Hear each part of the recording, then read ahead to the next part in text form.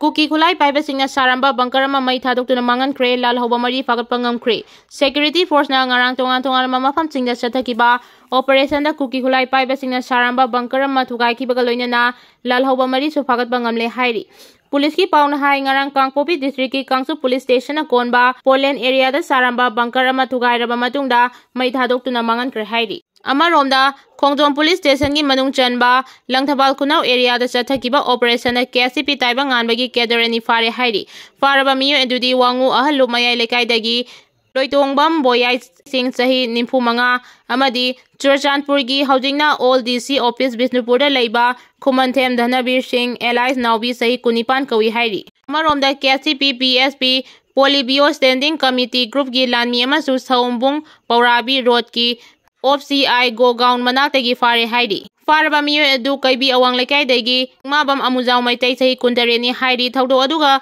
matam ikan kanadana KCP PWG gi lanmi amasung Bisnupur district ki Thinungai makha lekai dagi fagatpangam ki hairi. Faraba sing aduna Kautruk sing lekai dagi haujingna ulau makha lekai da leiba Laisang Tem Hiran sing sahi nimfu kawi mangondagi mobile phone ama Jio SIM card amasung fagale hairi. Miyo esi miyam dagi sengkai tungkai taubagi thabak da chenabani haibasu khangbangam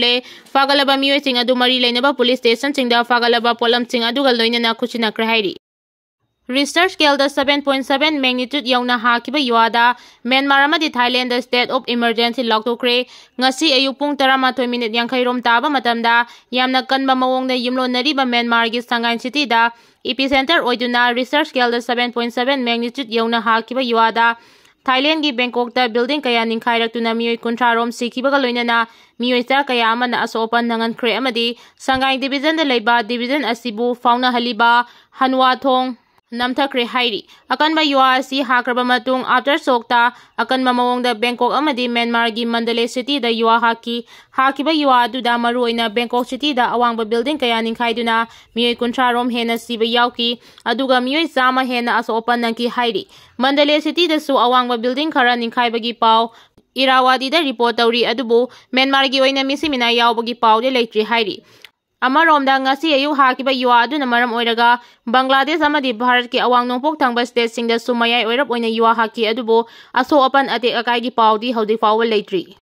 Myanmar gi Sanghain city ki leimaidagi kilometer 10 luba mafamda epicenter oikiba yuwa sina maram oiraga Thailand gi Bangkok amasung Myanmar gi Mandalay da state of emergency gi mari leinaba government ki authorities singna lauthokibaga loinana yuwa na ate akai thohan khraba building singi mafam singda Lanmi amadi disaster management gi team singna mi kanbagi thabak leptuna chathari haina agency singna fongdoragli. NRC loiraba matungda Manipurda delimitation chathabiyo haina Union Minister Ramdas na Home Minister Amit Shah da aiba sirol ama pisinkre. Ing kumda listing amaga chama pan yangkai mapanda base year oiba National Register of Citizenship NRC loiraba matung Manipurda delimitation chathabiyo haina Union Minister Ramdas Athawale na Union Home Minister Amit Shah da aiba sirol ama pisinkre. Haudik delimitation tawrabadi illegal immigrants sing ase India gi legal citizen oiragani haina Mahesor Thaunaudamna fongdokre. Ing kumda listing aniga amada taukiba Manipur gi census report da leikiba chayenaba kayana Manipur da Chang manadaba mawongda missing hengalakiba kaya adugi akupa marol suna yauba sirol ama Mahesor Thaunaudamna Union Minister Ramdas Athawale da pisin kibaga loinana hiramasigi matangda mamutana khanaraba matungda Union Minister Ramdas na Manipur gi delimitation gi process asi matam khara lepi ko haina Union Home Minister Amit Shah da sirol asi pisin gi hairi. Pausin hai Union Minister Ramdas na pisin kiba sirol aduda Manipur da leiriba sayenaba pumba yauba document sing adu ATS taukibaga loinana leiriba sayenaba sing loisinaba ing lising amaga chamapan yangkai mathoida base year oiraga NRC lauthoklaga lising ani kunmathoi gi census report lauraba matungda delimitation asi chathabiyo haiba wafam panki. Indian Army amadi KNAB gi apunba tengolga khuthongna badar pripak pro amadi KYKL gi yauloi ani leikidabada awaba fongdoragli. Thasi gi kunmanga leibak pokba numita Indian Army amadi masigi proxy force KNAB gi apunba tengolga Myanmar border gi ngamkhai gi paringda ima leibak ki ningtamba amadi ngamkhai ngakpagi thaugai pangliba kanglai yaoloi singi apunba tengolga akanba mawongda khothongna kibagi thaudokta ima leibak ki damak thawaina ponta pikhraba lanmi ani gi mafamda People's Revolutionary Party of Kanglai Park amadi kanglai yaol kanba luk KYKL gi maikai degi awaba fongdorpaga loinana yaol gi ikai khumnab ulagli. Central Committee Pripak Pro amadi Central Committee KYKL anina punna media da thadoroba chirol asina hai People's Revolutionary of Kanglaipak Progressive ki Marup Lens Corporal Maibam Nautonba Allies Nat ngakpa mitay sahi tara nipan apokpa laikhidraba M Hemanta mitay amadi apokpi Maibam Ongbi Hemabati Devi Sero Makha Laikai amadi Kanglai Yawol Kanbalup KYKL gi miyam gi Yawol Lanmi MYL gi Pathau Lieutenant Angom Sanatombai Allies Ingo Singha Sahi Kuntra Taret Apokpa Laikhidraba A Chandramani Mitay Phayeng Mayay Lekai Ing Kumdali Singani Kunmanga gi March tagi Saichat Kunmanga Lebapuba Numita Indian Army amadi masigi Proxy Force KNAB gi apunba tengolga Kanglai Myanmar gi ngamkai paringda Imaleba kining tamba amadi ngamkai ngakpa gi thawgai pangliba Kanglai Yawloi Singi apunba tengolga mayong nabalan pamamada thawai na pontha pikre hairi Laikhidraba athauba Yawolai anina yeknabaga mayong nabalan famasida ulamkiba ninghanaba leitaba thauna lingdel haisingba Imalebak punungsibagi amadi kathokpagi fibam asina lamdam asida ngasi mag yeknabaga lanthengna horiba Yawloi singda Imalebak ipurupu hena nungsibagi inot hablamle masina lamjing maira oiduna Yawlup singna hanba leitaba thauna lingdel loinana asetpa phirep amada Imalebak kining tamba hanjinabagi damak yeknababu lanthengnabagi phirep hena Chesil halagani Laikhidraba Yawloi anigi mafamda Pripak Pro amadi KYKL na Yawol gi ikai khumnaba utchabaga loinana Yawolai anina Laikhidabana maram oiduna makoigi imung manung amasong marup mapangsingna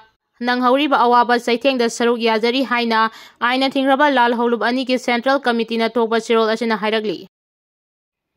Ipa ipu singna thambirama iramdang kananaba Manipurgi singtangi yelhau misingi apunba kholau lauminasi India lenga ki thausilda Manipurgi yelhau purup singna pendabagi sang wangkhalakpagum tawre haibasi state asigi CSO singna phongdongnarakpa hojik Manipurgi oiriba phibam asika mari leinaba wafam singda panarakpadagi lamdam asigi mipum khudingma maruoina yelhau misimi tami singna ikhangna khangnarabani hojik tha February gi matamda Manipurda PR thamduna lakiba tha ama makai farakadaure tha ama makai farakadauraba state asida thamliba PR ase Manipurgi singi lamching maruoina Kuki singna namna taba mafam singdadi PR thamagi mami ita tada gumbani thawong sing asimangna lamdam asigi yelhomi purup singmi dami singna tampa khaktada lo leiraga chingda leitrabati PR leitabana fare haina lamdam asigi miyam khangna India lengakta